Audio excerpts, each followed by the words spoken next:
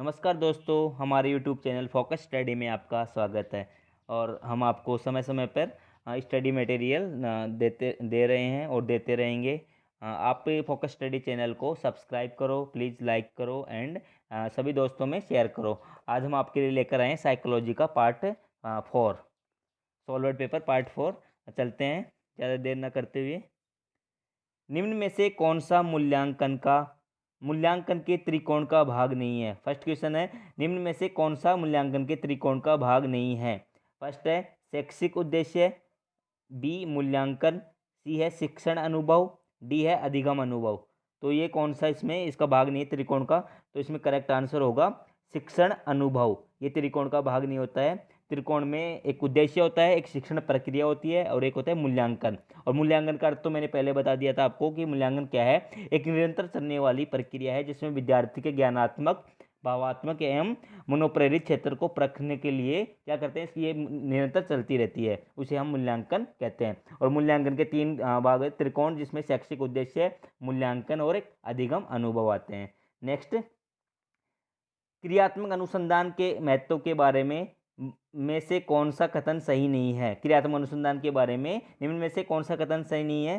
तो देखते हैं। फर्स्ट है उपभोक्ता ही अनुसंधान करता है, बी है समस्याओं का हल शीघ्रता से प्राप्त हो जाता है, सी है समस्याओं का हल अभ्यास में लाया जाता है और उसका मूल्यांकन नहीं किया जाता, डी है इनमें से कोई नहीं। तो यहाँ पे करेक्ट आंसर होगा समस्याओं का हल अभ्यास में लाया जाता है और उसका मूल्यांकन नहीं किया जाता। ये क्या है? क्रियात्मक अनुसंधान के बारे में सही कथन नहीं है। और क्रियात्मक अनुसंधान क्या है? विद्यालय से संबंधित व्यक्तियों द्वारा क्या अपनी और विद्यालय की जितनी भी समस्या होती है उसका वैज्ञानिक अध्ययन होता है। ओके।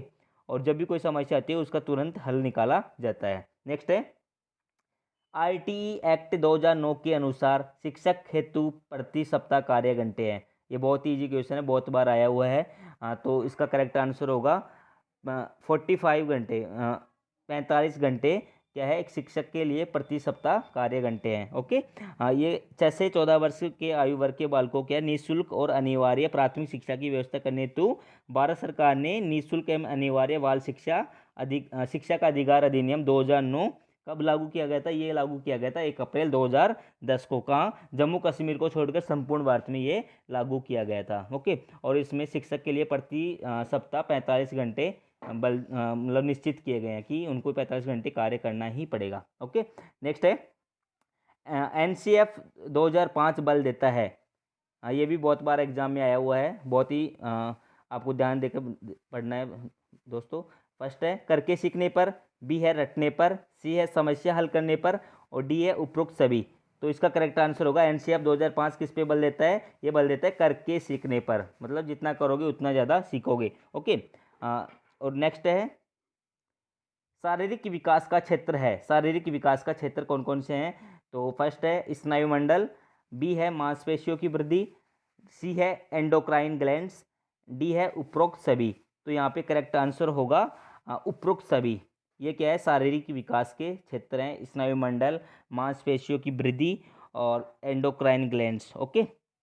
नेक्स्ट है, वातावरण वह बाहरी शक्ति है जो हमें प्रभावित करती है। किसने कहा था? ये किसने कहा था कि वातावरण वह बाहरी शक्ति है जो हमें प्रभावित करती है?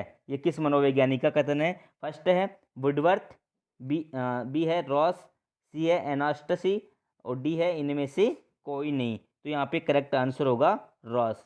रॉस ने कहा था कि वातावरण वह बाहरी शक्ति है जो हमें प्रभावित करती है। ओके। नेक्स्ट, तर्क जिज्ञासा तथा निरीक्षण शक्ति का विकास होता है। किस आयु में तर्क जिज्ञासा तथा निरीक्षण शक्ति का विकास हो जाता है? ए है 7 वर्ष, बी है 11 वर्ष में, सी 9 वर्ष, डी है 6 वर्ष। तो यहाँ पे करेक्ट आंसर होगा दोस्तों option number D, sorry option number B, 11 वर्ष। 11 वर्ष में बच्चे के तर्क जिज्ञासा तथा निरीक्षण शक्ति का क्या हो जाता है? विकास हो जाता है। और 6 से 12 वर्ष की जो आयु होती है बाल्यकाल में शामिल की जाती है। ओके। और रॉस से जो मनोवैज्ञानिक थे इसके अनुसार क्या इस समय बालक की क्या मानसिक योग्यताओं का लगभग संपूर्ण विकास हो जाता है। ओके। मानसिक योग्यताओं का संपूर्ण विकास हो जाता है। नेक्स्ट है, निम्न में से कौन सा वंशानुक्रम का नियम नहीं है? वंशानुक्रम जो मैंने आपको पहले बताया था कि माता पिता से जो गुणों का स्थानांतरण उनकी संतानों में हो जाता है, उसको क्या बोलते हैं? वंशक्रम या अनुवांशिक बोलते हैं। ओके, अनुवांशिकता। तो वंशक्रम क्या क्या है? कौन सा वंशानुक्रम का यहाँ पे नियम नहीं है? 4 ऑप्शन आपके सामने हैं। फर्स्ट है समानता, बी है भिन्नता, सी है प्रत्यागमन, डी है अभिप्रेरणा। तो यहाँ पे करेक्ट आंसर होगा डी, अभिप्रेरणा। ये क्या है? वंशानुक्रम का नियम नहीं है। वंशानुक्रम के जो नियम बताए गए मैं आपको बता देता हूँ। बीज कोषों की निरंतरता का नियम है, एक अर्जित गुणों के संक्रमण का नियम है, प्रत्यागमन का नियम है, समांतरता का नियम है, भिन्नता का नियम है और एक मेडल का नियम है। ओके दोस्तों, तो ये अभिप्रेरणा क्या है? वंशानुक्रम के अंतर्गत नहीं आती है। ओके, 9th क्वेश्चन, किस अवस्था तक बालक की दृष्टि एवं श्रवण इंद्रिया पूर्ण विकसित हो चुकती है? मतलब किस अवस्था तक बालक की दृष्टि एवं श्रवण इंद्रिया पूर्ण विकसित हो जाती है? ऑप्शन ए है आपके सामने 3 से 4 वर्ष तक, बी है 6 से 7 वर्ष, सी है 8 से 9 वर्ष, डी है इनमें से कोई नहीं। तो यहाँ पे करेक्ट आंसर होगा 8 से 9 वर्ष तक बालक की क्या है?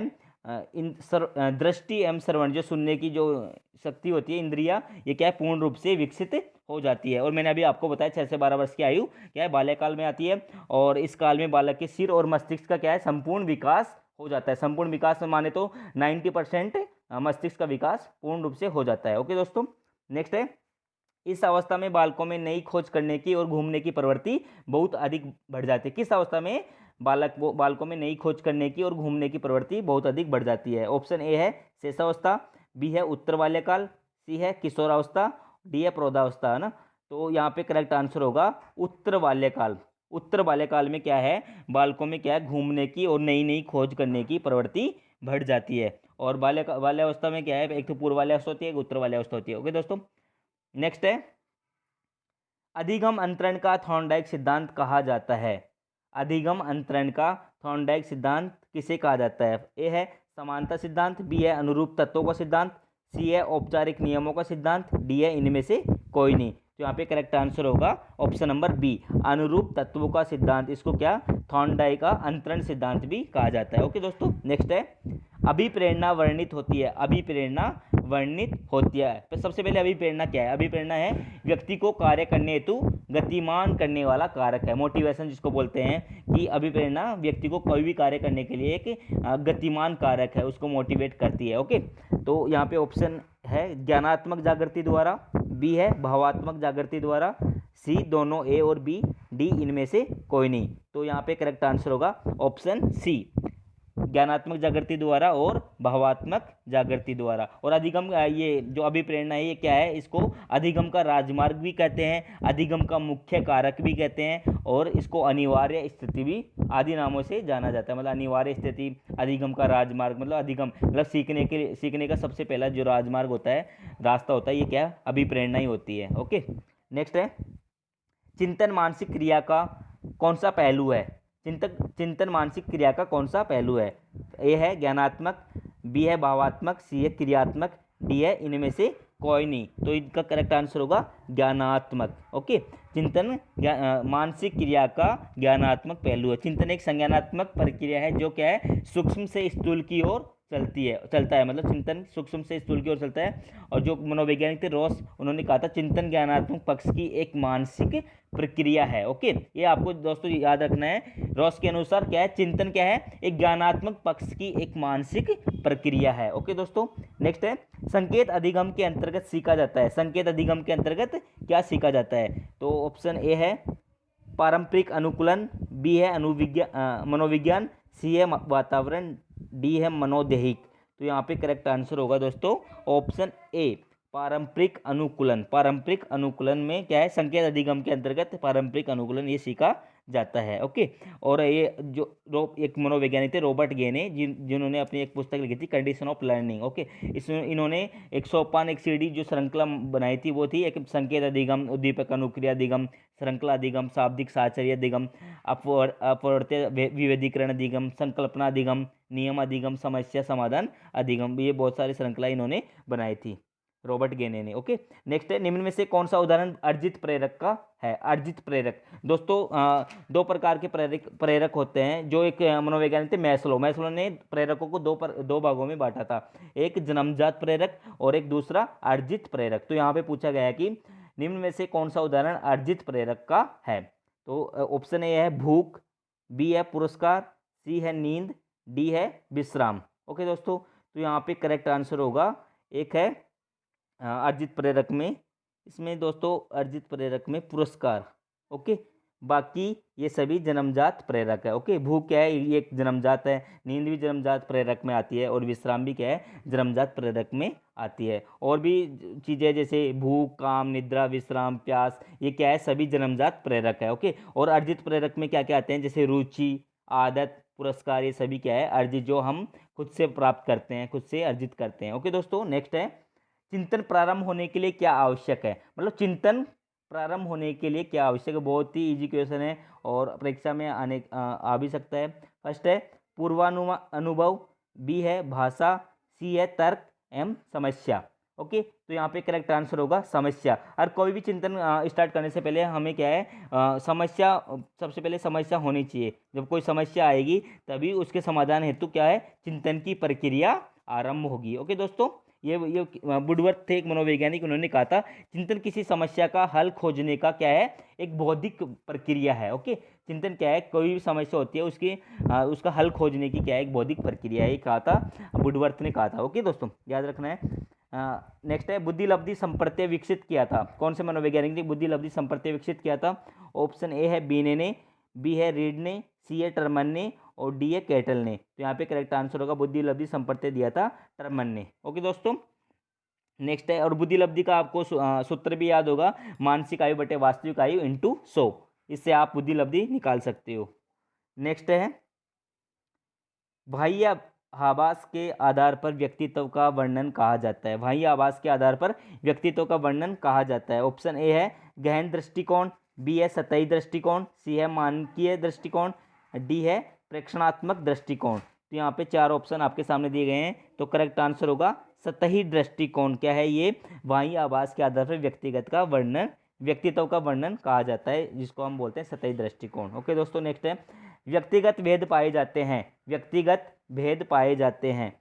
ऑप्शन ए बुद्धि स्तर में, बी है अभिवर्ती में, सी है गतिवाही योग्यता में, डी है उपरोक्त सभी में। तो यहाँ पे करेक्ट आंसर होगा उपरोक्त सभी में क्या है, व्यक्तिगत भेद पाए जाते हैं। ओके दोस्तों, और कोई भी दो व्यक्ति समान नहीं हो सकते, आपको पता है। व्यक्तिगत विभिन्नता एक प्राकृतिक क्या है, एक प्रकृति का स्वाभाविक गुण है। ओके, और एक मनोवैज्ञानिक थे बी.एफ. स्किनर, उनके अनुसार क्या है, व्यक्तिगत विभिन्नता में संपूर्ण व्यक्तित्व का कोई भी ऐसा पहलू शामिल हो सकता है जिसका माप किया जा सकता है। ओके, और व्यक्तिगत विभिन्नता के प्रकार बहुत सारे हैं, जैसे शारीरिक भिन्नता, मानसिक भिन्नता, संवेगात्मक भिन्नता, रुचियों में भिन्नता, विचारों में भिन्नता भी हो सकती है, सीखने में भिन्नता हो सकती है, विभिन्नता। ओके दोस्तों, तो ये भिन्नता बहुत प्रकार की होती है। नेक्स्ट है, तो इसका करेक्ट आंसर होगा उपरोक्त सभी। ओके, नेक्स्ट है व्यक्ति का पहला प्रकारात्मक वर्गीकरण प्रस्तुत किया था, कौन से मनोवैज्ञानिक ने व्यक्तित्व का पहला प्रकारात्मक वर्गीकरण प्रस्तुत किया था? ए है मन ने, बी है सेल्डन ने, सी है हिपोक्रेटस ने, डी है केटल ने। तो यहाँ पे करेक्ट आंसर होगा ऑप्शन नंबर सी, हिपोक्रेटस ने व्यक्तित्व का पहला प्रकारात्मक वर्गीकरण प्रस्तुत किया था। ओके, और आपको पता होगा व्यक्ति क्या है, अंग्रेजी के पर्सनैलिटी शब्द का हिंदी रूपांतरण है व्यक्तित्व। ओके दोस्तों, पर्सनैलिटी शब्द की उत्पत्ति किस शब्द से हुई है? एक लैटिन भाषा के पर्सोना शब्द से हुई है, जिसका अर्थ है मुखौटा। ओके दोस्तों, नेक्स्ट है सामान्य तथा विशिष्ट कारक सिद्धांत का प्रतिपादन किसने किया था? सामान्य तथा विशिष्ट कारक सिद्धांत का प्रतिपादन किसने किया था? ए है अल्फ्रेड वीने ने, बी है स्पीयरमैन ने, सी है गिलफोर्ड ने, डी है थ्रस्टन ने। तो यहाँ पे करेक्ट आंसर होगा स्पीयरमैन ने सामान्य तथा विशिष्ट कारक सिद्धांत का प्रतिपादन किया था। ओके दोस्तों, बुद्धि क्या है? कार्य करने की एक विधि है। ये किसने बोला था? वुडवर्थ ने, मनोवैज्ञानिक थे वुडवर्थ, जिसने बोला था कि बुद्धि क्या है? कार्य करने की एक विधि है। ओके, और जो अभी स्पीयरमैन का नाम आ रहा है, स्पीयरमैन ने द्विकारक एवं त्रिकारक सिद्धांत प्रस्तुत किए गए थे, और जो ये सिद्धांत है सामान्य तथा विशिष्ट कारक, ये इसके द्विकारक सिद्धांत के अंतर्गत आते हैं। सामान्य योग्यता मतलब जी, जिसको हम जनरल बोलते हैं, और विशिष्ट योग्यता मतलब स्पेशल एस, जिसको एस से निर्धारित किया गया है। ओके दोस्तों, तो ये है स्पीयरमैन का द्विकारक सिद्धांत के अंतर्गत आते हैं सामान्य तथा विशिष्ट कारक सिद्धांत। नेक्स्ट है प्रगतिशील परिवारों में बच्चों में अपेक्षाकृत कौन सा प्रेरक आता है, इसमें से आपको बताना है। प्रगतिशील परिवारों के बच्चों में अपेक्षाकृत कौन सा प्रेरक होता है? पहला है संबंधन, बी है जिज्ञासा, सी है उपलब्धि, डी है आक्रामकता। ओके दोस्तों, तो इसका करेक्ट आंसर होगा ऑप्शन नंबर सी। प्रगतिशील परिवारों के बच्चों में उपलब्धि एक प्रेरक ऑटोमेटिकली आ जाता है। ओके दोस्तों, नेक्स्ट है, निम्न में से कौन सा पिछड़ेपन का कारण नहीं है? पिछड़ेपन का कारण कौन सा नहीं है? ए है सामान्य बुद्धि का अभाव, बी है शारीरिक दोष, सी है विशिष्ट पिछड़ापन, डी है स्वस्थ वातावरण। तो यहाँ पे पूछा गया है कि पिछड़ेपन का कारण कौन सा नहीं है। तो ये बहुत ईजी है, आपको ऑप्शन बहुत ही अच्छे से पढ़ना है। इसमें ऑप्शन होगा डी, स्वस्थ वातावरण।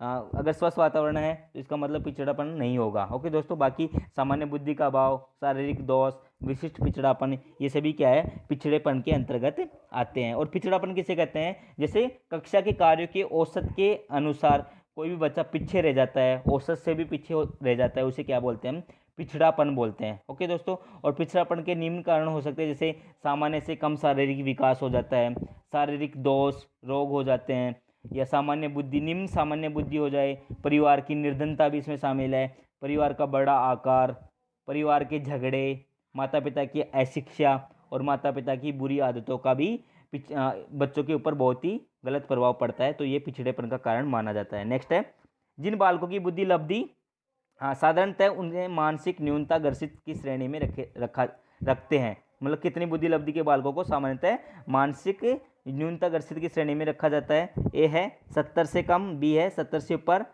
सी है 80 से 100 के बीच, डी है इनमें से कोई नहीं। तो यहाँ पे करेक्ट आंसर होगा ऑप्शन नंबर सी, 70 से कम। ओके दोस्तों, 70 से कम है तो ये बच्चे सामान्य से भी क्या है, मानसिक न्यूनता ग्रसित श्रेणी में आते हैं। ओके दोस्तों, नेक्स्ट है, बच्चों में अमूर्तमान प्रत्ययों को ग्रहण करने की योग्यता होती है। किन बच्चों में अमूर्तमान प्रत्ययों को ग्रहण करने की योग्यता होती है? ए है पिछड़े हुए बच्चों में, बी है प्रतिभाशाली, सी है मानसिक रूप से पिछड़े हुए, डी है इनमें से कोई नहीं। तो इसका करेक्ट आंसर होगा ऑप्शन नंबर बी, प्रतिभाशाली बच्चों में क्या है, अमूर्तमान प्रत्ययों को ग्रहण करने की योग्यता पाई जाती है। ओके दोस्तों, और जो एक वैज्ञानिक थे टर्मन, इन्होंने क्या 140 से जिनकी बुद्धि लब्धि ज़्यादा होती है उन बच्चों को क्या कहा जाता है? प्रतिभाशाली बालक कहा जाता है। और प्रतिभाशाली बालकों की क्या क्या विशेषता होती है? इन बच्चों को क्या है, एक विशाल शब्दकोश होता है, इनकी मानसिक प्रक्रिया भी बहुत तीव्र होती है, बहुत तेज होती है, इनका सामान्य ज्ञान भी बहुत श्रेष्ठ होता है, ऊंचे लेवल का होता है,